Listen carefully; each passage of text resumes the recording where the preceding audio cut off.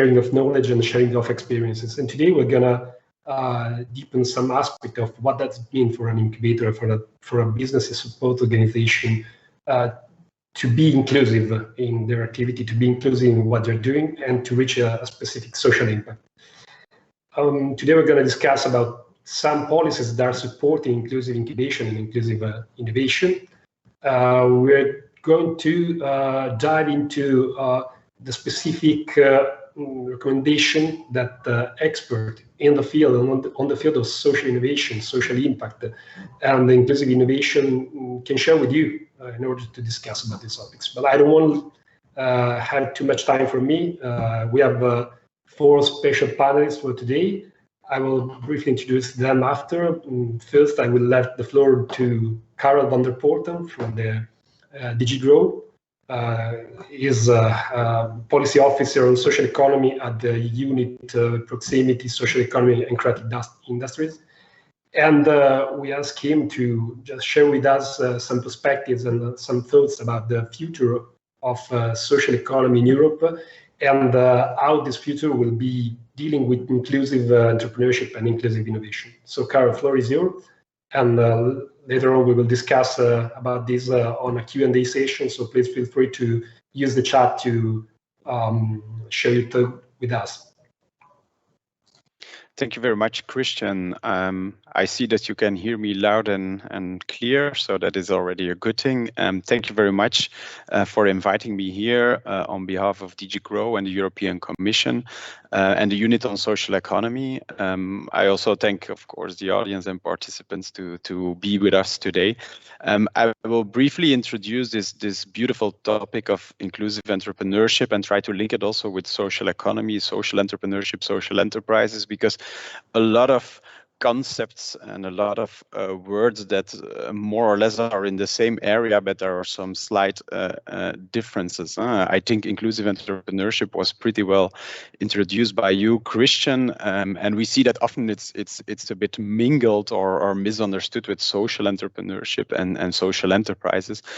Social entrepreneurship is rather the process that goes beyond the setting up or to the let's say the mentality or the vision that goes beyond when you set up a social enterprise or a social enterprise to solve or to dedicate or to obtain a certain social impact in an inclusive manner or an ecologic impact, and doing this by a commercial entrepreneurial activity with a very strong, let's say, engagement or a very strong responsibility toward the community or the stakeholders around that enterprise.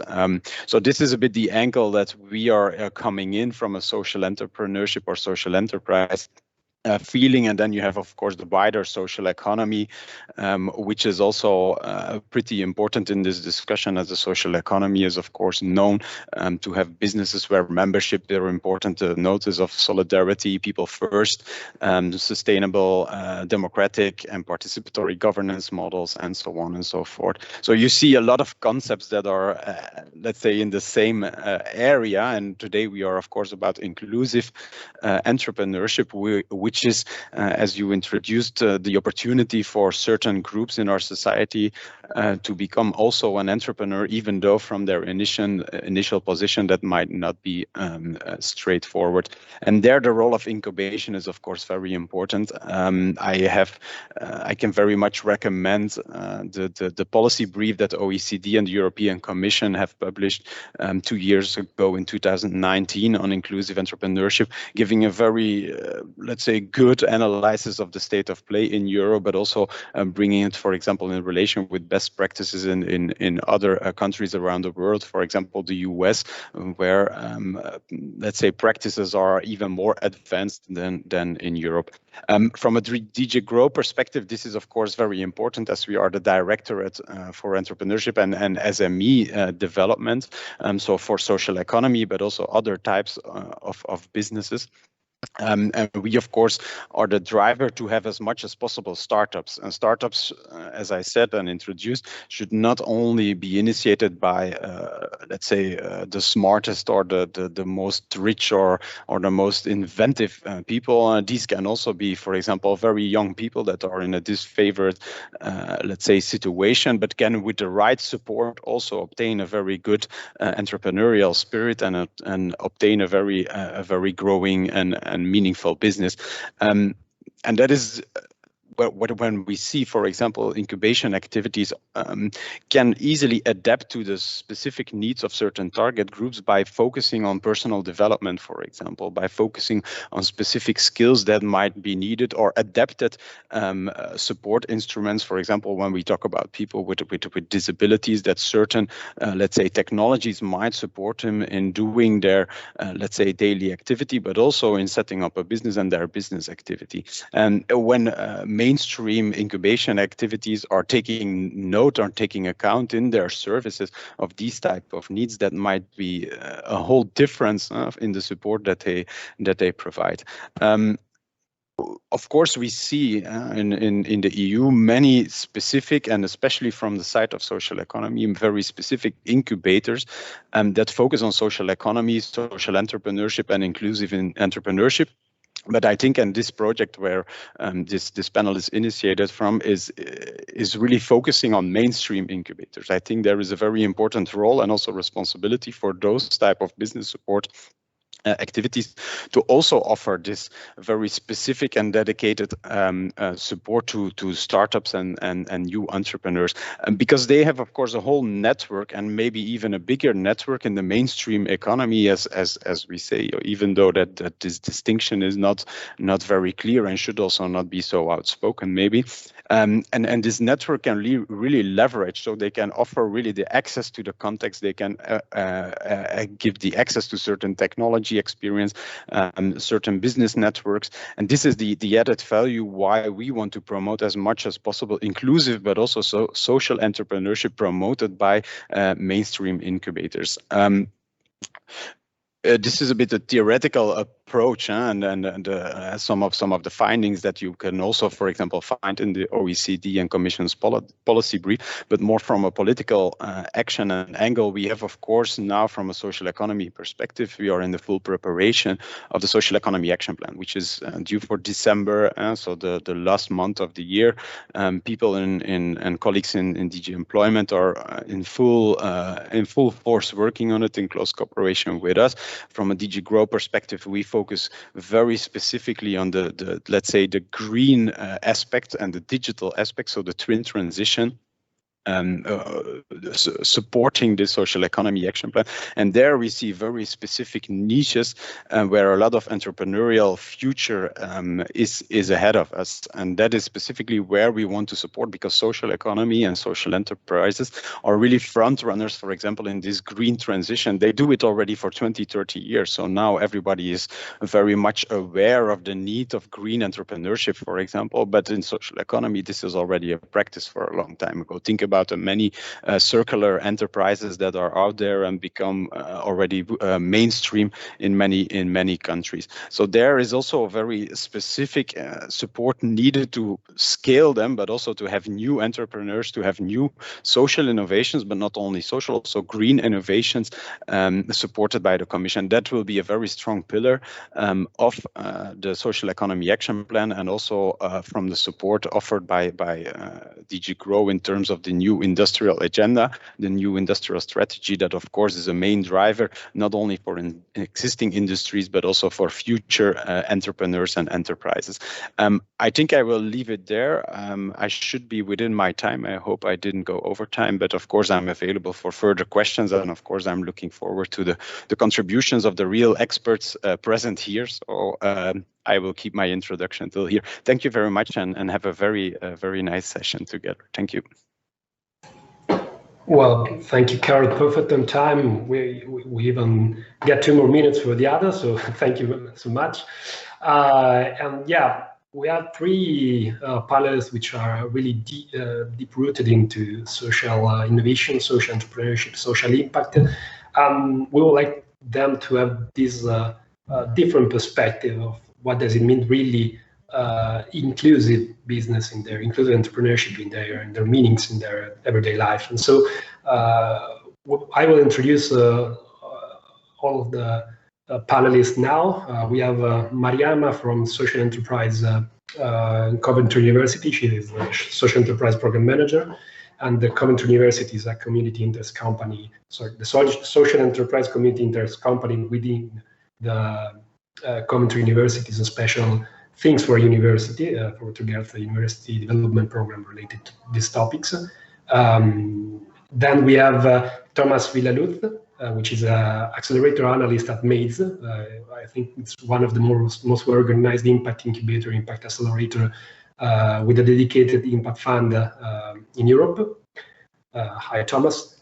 And then we have Gabriela Matuscola from Hope for Community, which is another community interest company in the UK. And she is a social entrepreneur herself. So she will drive us into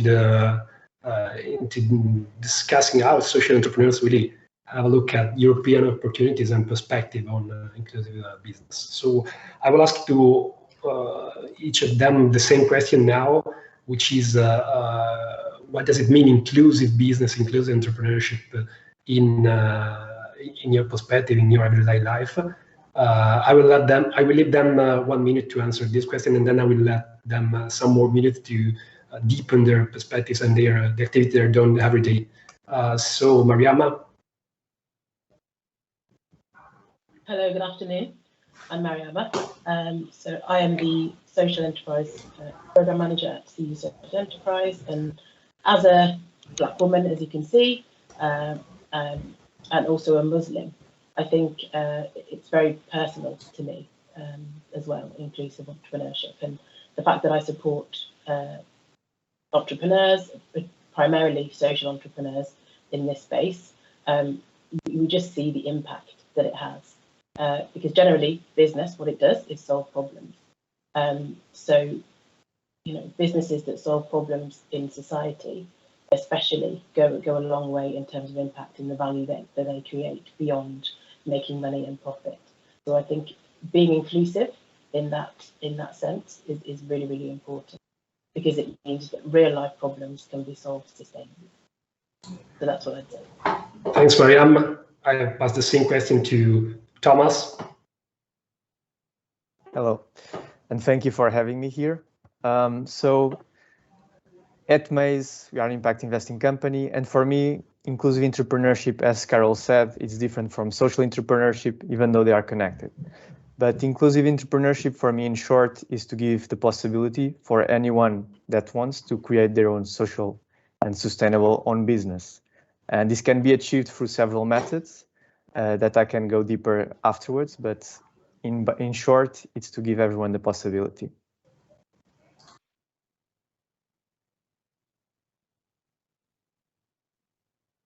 Sorry. Thank you, Thomas. I will let the floor to Gabriela for this last part. Thank you very much. Thank you for having me. So from my personal experience, I was a migrant, came to UK. I didn't really plan to run a business or start a business. So I second what Thomas has said, and Mariama as well. For me, it's about one size just doesn't fit all.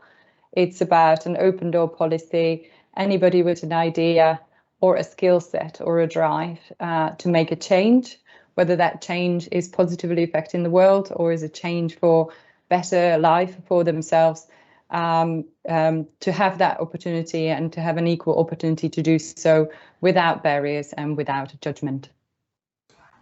Wow, wonderful answers. And I will leave the floor to each one of you to deepen these answers and to let us know what you're doing in your work, what you're doing in your community. So, Mariama, the floor is yours. Sure, thank you. So, as a university, so Coventry University we are known in terms of innovation and social innovation in particular, and impact. So, what we do, we actually started a business. So in terms of what we do here, the CU Social Enterprise is actually a spin out of Coventry University, which was it was the first in the UK to do so in terms of tackling social innovation and doing research around that. So as anchor institutions, I think it's that we're duty bound to help bridge the gap and best placed to sort of support policy change and the mindset shifts that are needed to be more inclusive. And it's also backed by research. Obviously, being a university, we have access to groundbreaking research as well. So the Coventry University Group, as I said, is a global education group with a reputation for equity and innovation, which empowers the students and the communities around us to actually do more. So I'd say the research teams have extensive engagement.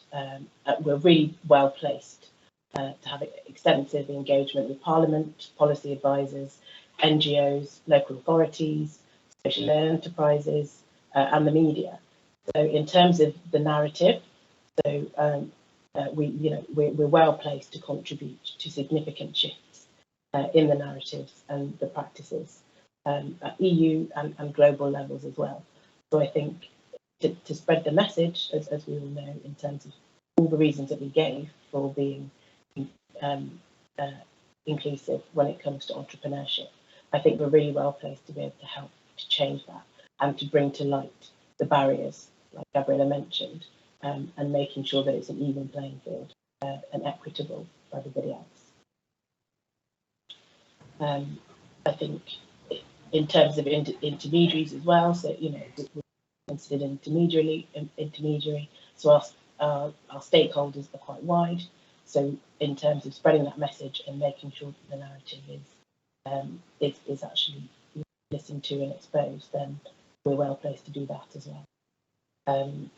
So based on our experience, so at CU Social Enterprise, we do run an incubation program for social enterprise. As we said, it's not the same thing, but it is very much connected. So in terms of our methodologies and what we do to enable us to be more inclusive in terms of supporting entrepreneurs across our communities, is that co-creation is something that we're really passionate about. So it's about really involving the stakeholders, involving entrepreneurs, involving people who look like them and have this similar experiences, to be able to bring them into the fold and really discuss what barriers that they may face, what experiences they've had, bad or good, so that we can then shape our programs to be more, culturally sensitive, to be appropriate, and to enable us to be equitable in terms of how we, are supporting entrepreneurs as well, to give them the best chance to be able to solve the problems that their businesses and their ideas are actually looking to solve.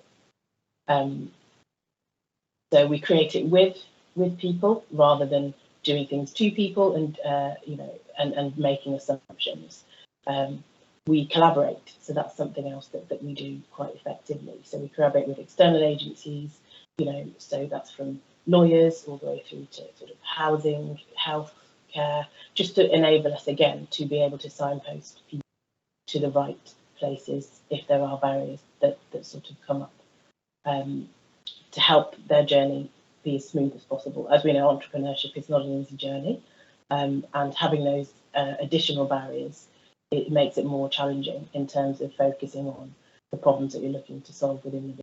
So we try and work with lots of different agencies that we can help support to give holistic support to our incubatees as well.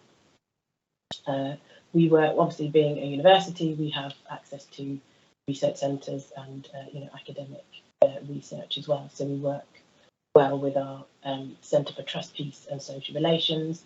That's one of our research centres who actually have a centre for business and society. So looking into and discussing some of the research they use and actually bring that research into practice. So giving entrepreneurs access to that and access to the knowledge and expertise from the research is something that we is advantageous to us as well. And we are part of the LIAISE programme. As you know, the Better Incubation program, which you created, so that is really important to us. We were brought on board as a result of us working on the Migrant Friendly City program, which was a 3-year program with 11 agencies across the West Midlands. That's Coventry, Birmingham, and Wolverhampton, and we were in charge of the social enterprise strand. So that was more around creating jobs and businesses within the refugee and migrant community. So being part of LIAISE has really helped us excel what we've done and built on the work we've done through My Friendly Cities, which enables us to really put into practice and bring out the voices of some of the migrants and refugees within our community. But I think the time is quite short now, so I'll go into more detail when we go into the Q&A. Thank you very much. Well, thanks, Mariama. Quite interesting point of view, even regarding the role of students in a community, regarding the role that they can play in the future for developing new and powerful ideas to solve social and societal challenges, and even environmental challenges, if you see. Thomas, from your perspective, you deal every day with kind of ideas and new enterprises coming to you and selling and saying, yeah, I'm an impact entrepreneur. But what do you do every day to tell him you think it's a long way to become an impact entrepreneur and to making inclusive being as a part of your business? Yes, and thank you, Christian. So maybe for answering your question, maybe I'll go a bit on the company I work for, LIAISE. So we are an impact investing company, but our company has a common goal, a mission that derives all the projects that we do, which is support impact entrepreneurs that solve social or environmental problems. And we do this through different vehicles. So this is our core, and then we find ways to fulfill our mission. And we have a I'm going to use the word inclusive a bit abusively, but we have an inclusive approach in terms of toolbox that we use to support impact entrepreneurs.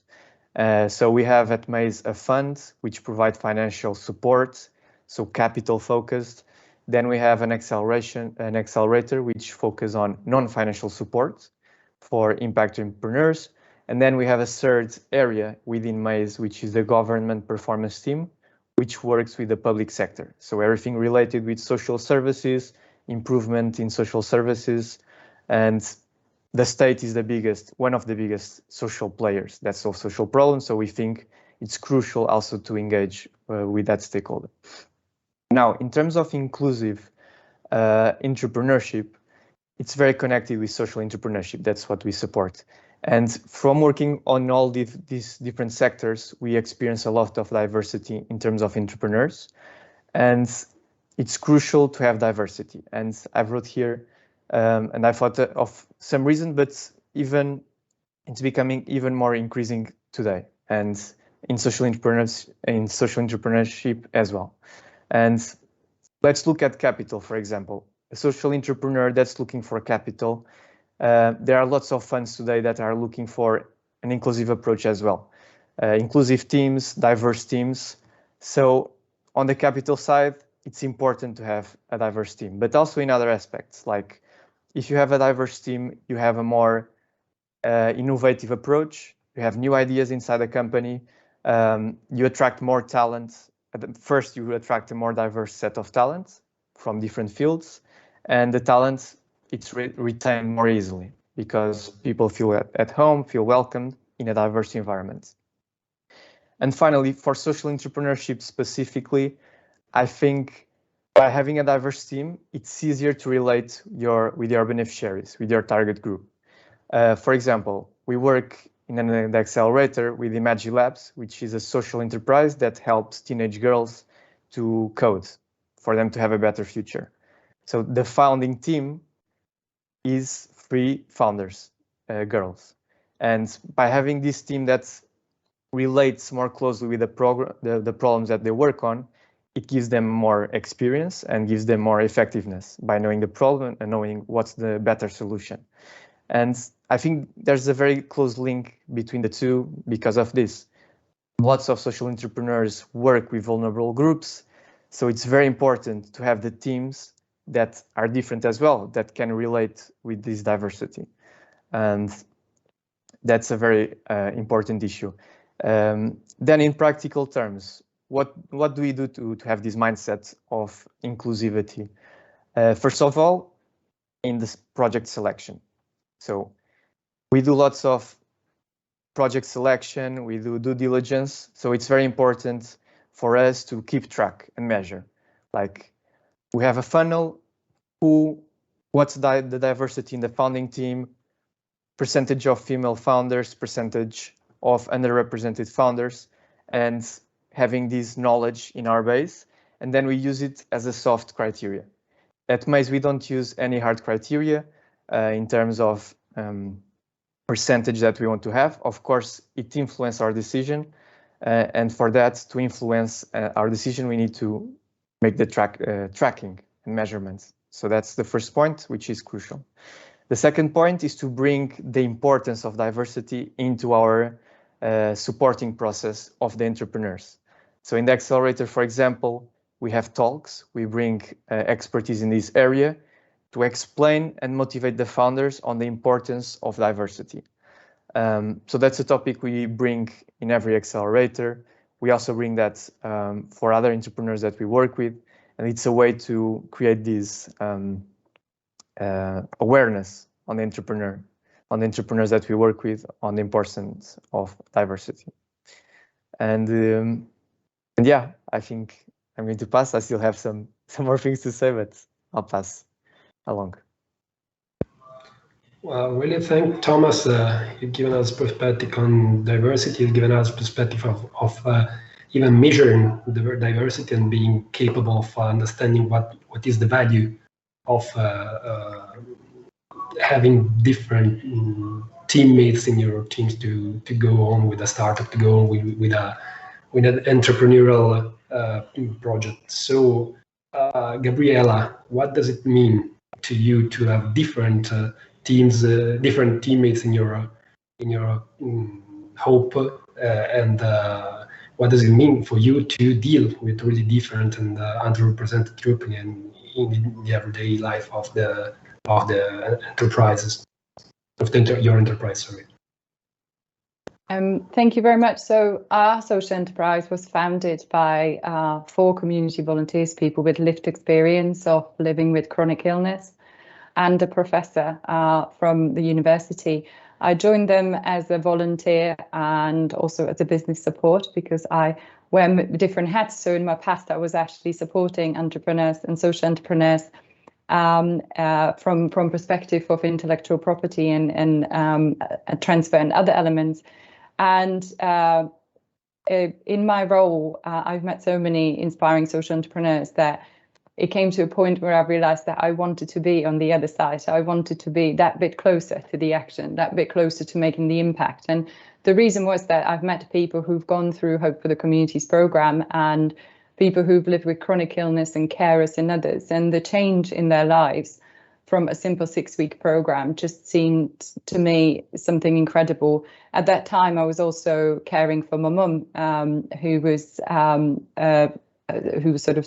diagnosed with cancer, and that sort of personal experience just really wanted me to use my skill set to join Hope for the Community and try to make it business, try to make it grow, because it was fully volunteer led at that stage. And that's when I jumped the ship 2 years ago, from being in that business support role to being the social entrepreneur. It is very interesting when you make that jump, because you do realize many things you say to people are a slightly different reality when you're in a day-to-day. So I have absolutely now demystified for some of my former colleagues. It's not that easy to do when you just say work on the business, not in the business, and other elements. But through this time as well, through the past 2 years, obviously we've had to navigate the pandemic, which was a whole different challenge. So for me, having not come from the position of being the idea, the founder, but being in that very fortunate position of inheriting something that I felt was really worth giving a go. I felt very fortunate in that position, and I haven't looked back since. And through that time, I have experienced different enterprise programs and support programs and incubation programs. Of course, every entrepreneur will tell you funding is important. So we've received some funding, whether it was seed funding, growth funding, exploration funding, and others. I received great support for meeting other experienced social entrepreneur CEOs who were running businesses, being matched up with them through programs like Expert Impact. I went through a women-focused program for women leaders, board members, W50, run by Banco Santander, where I've met 50 incredible women from around the world who were on their route to CEOs and to the boards, and that has really reinforced some of my thinking around where can I go and how they grow personally. But disregarding the support programs that incubators and other organizations support, as a social entrepreneur, you have to decide and find the right support at the right time. And sort of, it is in parts our responsibility to seek what's out there and what is best for us personally to grow and also for the business to grow. Now, not all the programs are without their faults. We all want personalized and everything that would fit to them. I think Mariama mentioned co-production, and I think that is absolutely essential. We do that in our well-being programs. We couldn't deliver well-being programs without asking people what they need, because it's not necessarily about, we will build it and they will come. It is great pleasure to be part of the Better Incubation program, the LIAISE program on the communities of practice for women. I have, over the last few months that we've been working together, heard some fantastic stories about different programs that are being run in other parts of the world. And really, I think it has moved on. I said at the very beginning, for me, it's about one size doesn't fit all. And it was really clear to see that that is changing, it's shifting, and that is great to see. But there are still some simple areas that could do with improvement. Eligibility criteria, long forms, legal agreements, language are often massive barriers for me. English is a second language. Put in front of me a 20-page legal agreement just to receive mentoring support and I might just change my mind. I think it's the flexibility of the programs. We have all moved into online, and that is great. But I think if the pandemic hasn't shown it to us, flexibility is important, but it can also become a barrier. So again, it's I've done the homeschooling throughout the pandemic, as well as running a business, as well as trying to sort of manage my own mental health and well-being. And I think it's been a tough time in that time, but it's been great to see different things. I think a lot of generally some of the programs, a lot of the word growth is used a lot. And I think the growth isn't always, or success isn't always the end of all.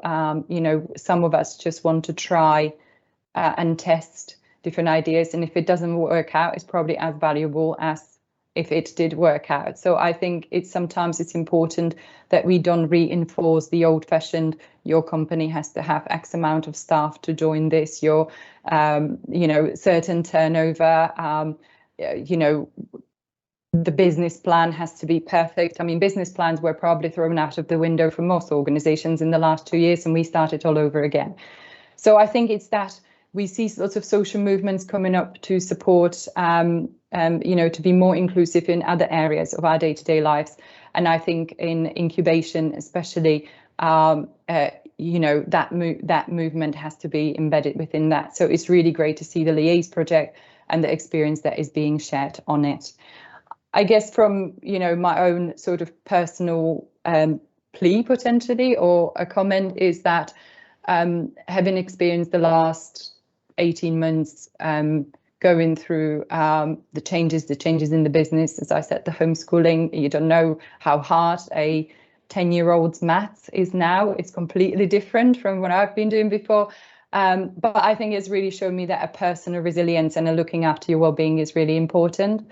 So I'd like to reinforce, just sort of put a plea out to the incubation programs that there is a need to look after the health and well-being of the entrepreneurs who are involved in the programs, and not necessarily as a ticker box exercise, but providing self-care tools, providing peer support, and training the staff that are providing the programs to be able to cope with the situations, because we are not out of the woods yet completely.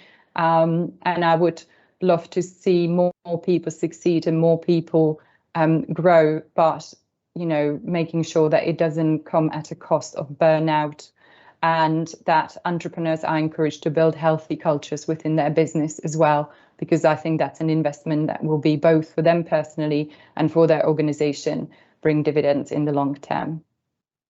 And I think that probably summarizes it for me, Christian. Well, thanks. So many things, and I think that the audience is really hot. They are sharing with us their questions. They are sharing with us some thoughts, even some perspectives. And yeah, I will start from their questions, because I think they're really interesting. And the first one came from Nahil at Technology Innovation and Entrepreneurship Center.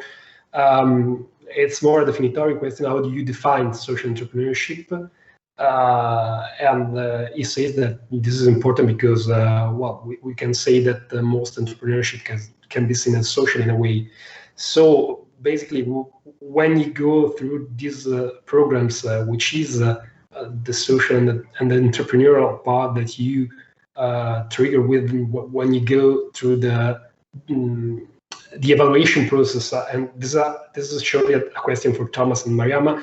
From your perspective, Gabriela, why do you define yourself social in terms of both the impact that you create and the fact that you differ from other kind of entrepreneurship? So basically, there is this distinction between normal and social entrepreneurship. I will say that it's all entrepreneurship, and some of them are more social impact oriented or less. In fact, at general level nowadays the question is more about impact economy than about social. And the pandemic crisis has shown all the limits of the I would say the social perspective. This is why we are talking about inclusive. And so things are changing. But I will let you have your view on this question. So please, Mariama, if you want to start, or Thomas or Gabriela. Yeah, so I can start. So I'd say for me, social entrepreneurship is about creating social value. So it's about pursuing opportunities and really bringing ideas to life that actually create social value. And in that I mean bettering people's life chances. So whether that's socially or environmentally, it's bringing solutions that do that. So it's not just about the profit in terms of the money, it's also about actually how are you helping to improve our environment and society. Yeah, maybe I can jump in, and that's a very good question. Like in LIAISE, we usually say that impact is not binary. It's like one of our key sentences. And that's true. Like entrepreneurship and social entrepreneurship, they are not very two different distinct things. They mix, and it's like a range. And of course, even entrepreneurs that think they are not social, they might be social, and the other way around. And I think there are two key things to consider when we talk about social entrepreneurship. And one is the mission, the purpose of the founders. Like, even if a founder is doing sideways social impact, if it's not truly motivated by that, then the social impact might lose and not occur in the long term. So when we talk with social entrepreneurs, the first thing we want to look is really the mission and the motivation behind that founder. Just in terms of impact, it's an important thing to check for the long term and the mission drift. And secondly, a very important thing on social entrepreneurship is to measure your impact. Like having it clear that in the long term, even if you don't have the resources right now, but in the long term, you want to measure and really make sure that you are creating an impact, it's crucial. And that's why with all the entrepreneurs, or most that we work with a tool we call the Impact IMP, the Impact Management Project, and we work alongside entrepreneurs for this measurement and management of the impact. This is very important, and it's becoming more mainstream. in the industry and standardize. And I think that's it's going to be the way to go and create even more impact, to have this measurement in place and don't fall into the trap of everyone is creating an impact now and everyone is green or social. And for that, to not fall in that trap, we need to measure and have good standards. So for me, in our organization, the social enterprise, that means by definition, we're actually in the UK have got a legal entity specifically for social enterprises. That's what community interest company is. However, I think for me is deeply rooted in the foundations and the values of the organizations.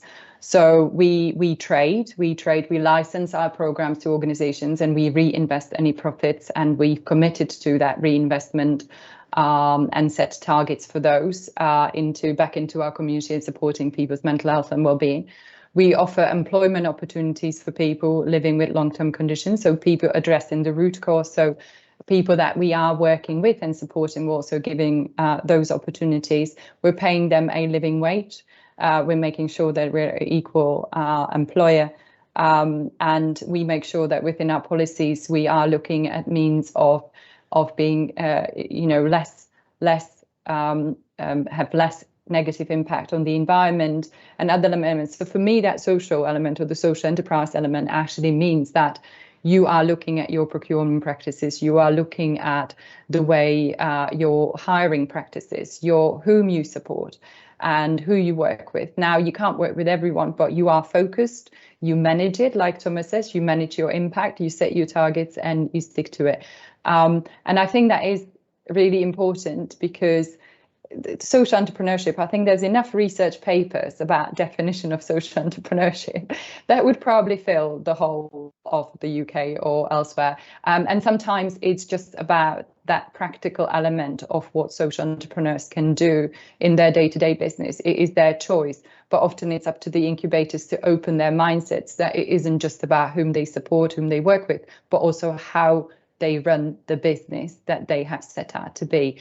And I think that's what distinguishes social enterprises potentially with other companies that look at impact or certain other elements. But I think this debate could go on for hours, to be honest. So I apologize that we can't give you a set definition, but I'm sure we've covered it in all those aspects. There's really many definitions. Carol, I haven't forgot you, but when it comes to definition, the DG Grow has to be really precise, I think, in defining what it's going to be financed and funded by European funds. So what is your view on this point? You have shared some thoughts at the very beginning, but if you can go on and share some visions in this sense. I will not repeat, or I can repeat the definition if you like, on social entrepreneurship, which is entrepreneurship with the main goal of addressing societal challenges and meet societal needs in a rather innovative manner, and serving the general interest or the common good, and have a close connection to the community.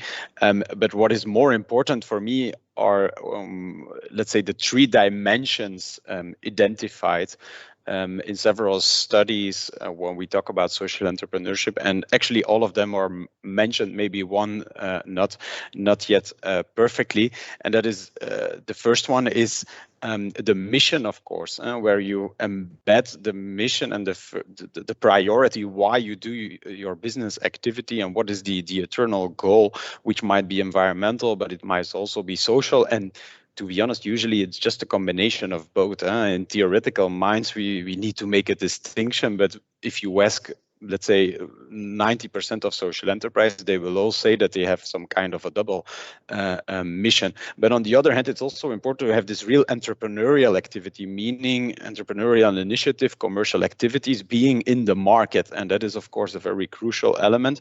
And the last one is transparency and inclusivity, but especially embedded in the governance of the enterprise. That might be through democratic governance models, but also through entrepreneurial to participatory models, because every enterprise is a little bit different, and they all need a quite of a specific approach. I hope that summarizes a little bit more from the theoretic point of view or the policy point of view what you wish for a definition. But of course, in the coming communications that will be done on the social economy action plan, much more will become visible for the future of the European social economy and European social entrepreneurship. But of course, this is the state of play today, but we of course want to go ahead. Thank Carol. Maybe we can say that we have passed from the shared value to the shared governance and shared impact, mentioning Porter, we can see. It's no more about corporate social responsibility. It's really something more, and I think really the shared value might be a tricky notion for social economy. Yeah, we know.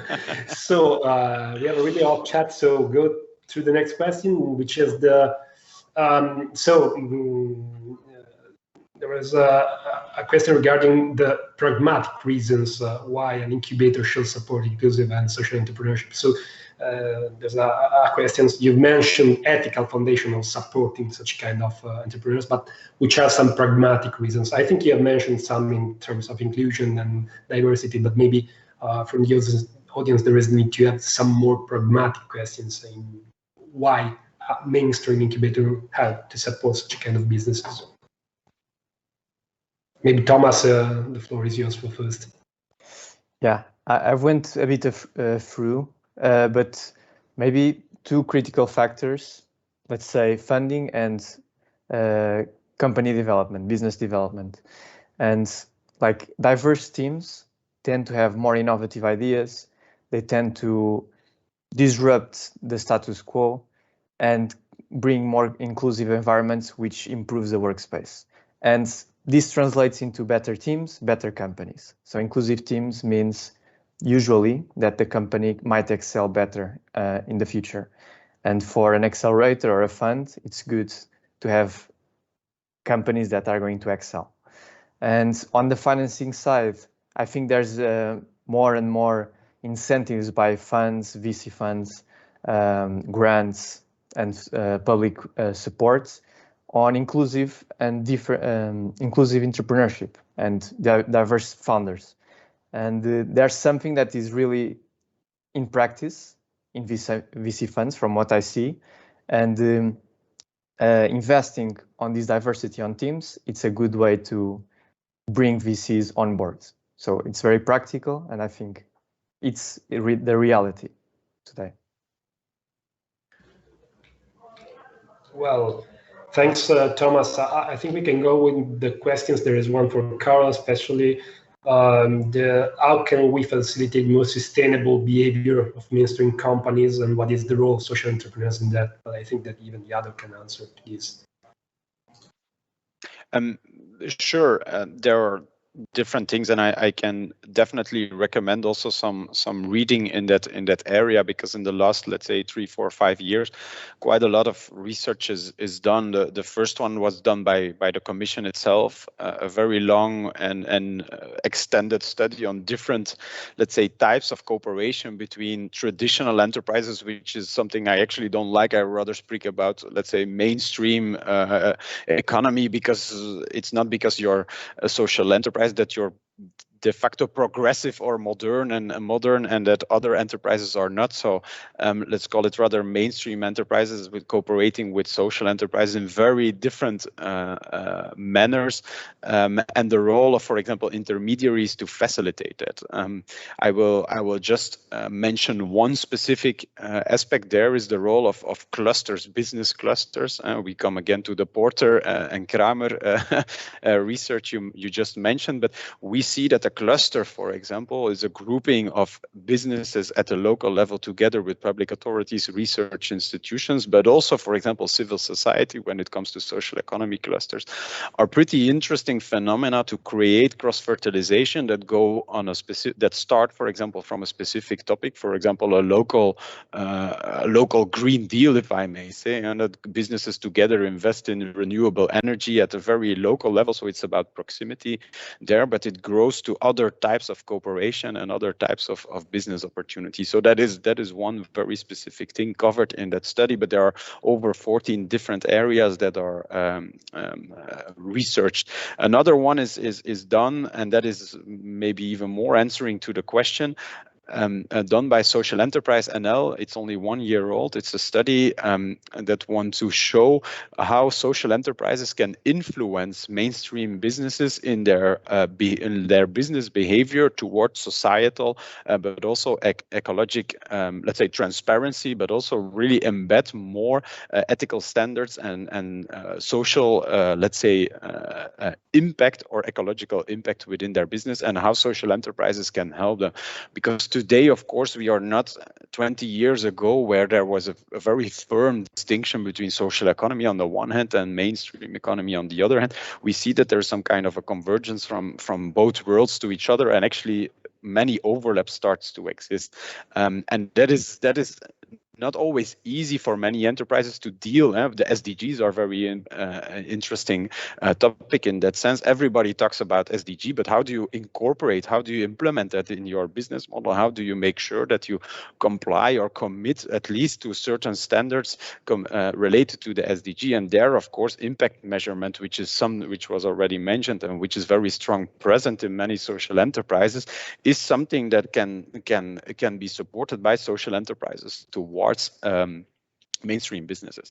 And one last thing I would like to add, which is also covered in our commission study, is that it's not only influencing our cooperation that works, but mainstream and every business is full of social entrepreneurs. You just need to get them out and give them opportunity. And that's the notion of social intrapreneurship, which is, in my opinion, even a more interesting phenomena, because every business and the biggest businesses show that there is very nice experience, have individuals, employees that actually want to do something with the knowledge they have from their own business, but maybe with a more social or environmental purpose.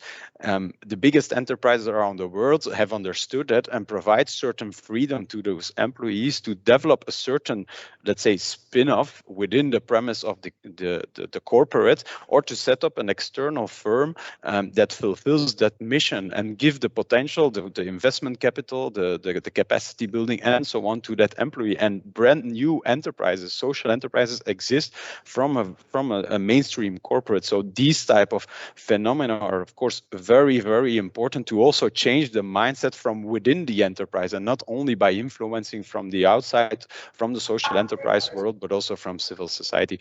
I can mention a lot more aspects and examples, but I think those might trigger you already to read some more and to do some more research, because there is really a lot of practice and a lot of cases out there that we are happy to provide. Thank you. Yes, so many things. We have really give a wide perspective on this topic. I think we're even giving too much things to question about and to think about. I think we have not so much time to discuss all of this. We will organize another meeting maybe next month. But two questions more from they are from Coventry University. So I will let the floor first to Gabriele and Thomas. One is for Gabriele. I think that even you are dealing maybe with the public service delivery, or you're maybe involved in some public perspectives, looking at the work you're doing in the field. So how significant a fact is the public service delivery and service approaches to social entrepreneurship in your opinion? So in the UK, we had a Social Value Act, which was which has become the law at the beginning of this year, and this is about public procurement, organisations of certain size, universities, councils, local authorities have to consider social value as part of their procurement process. Now, I think this also links to what Carol was saying around corporates and social enterprises working together. So an example of that would be, I have gone to my council locally, spoken to them about what are they doing about the social value change, because I'd like to be involved and ask. And since then, they've awarded large construction contracts within our area. I don't really operate in construction. I said I work in mental health and well-being, but I've been approached by the construction company, because as part of their delivery of their contract, they have to include social enterprises within their supply chain. And we started having conversations about what could be offered.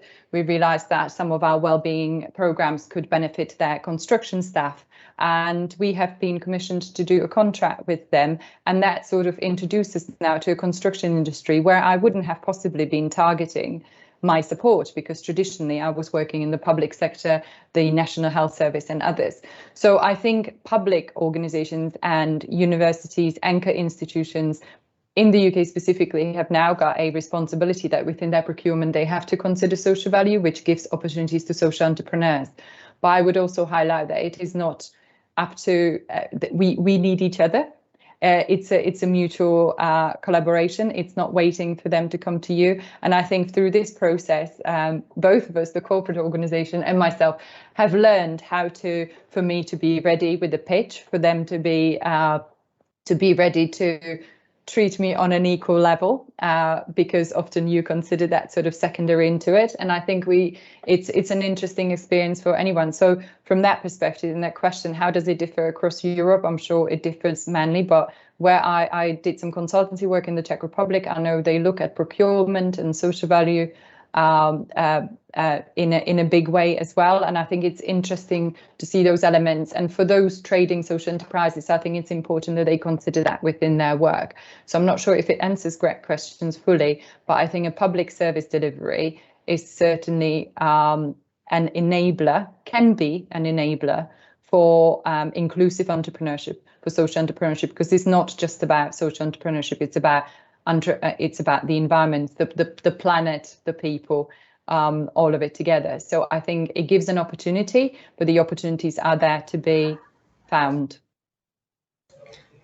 So, well, thanks, Gabriela. I will leave the floor to Mariam and then to Thomas. Just 30 seconds to close even on another question, which is the difference between incubation practices for social and general entrepreneurs. And then, Carol, your last words. Sure. So it was just going to add to what Gabriela said about public service delivery and anchor institutions being part of that process. So with My Friendly Cities, we actually, as part of the 3-year programme, our Centre for Trust, Peace and Social Relations actually trained 70 social citizen scientists as part of the project. So they were actually kind of the voice. So they were given the practical tools in terms of how to do research, how to process data, how to gather data, and then how to actually tell a story with that data. So they were people from the community, the migrant and refugee community themselves.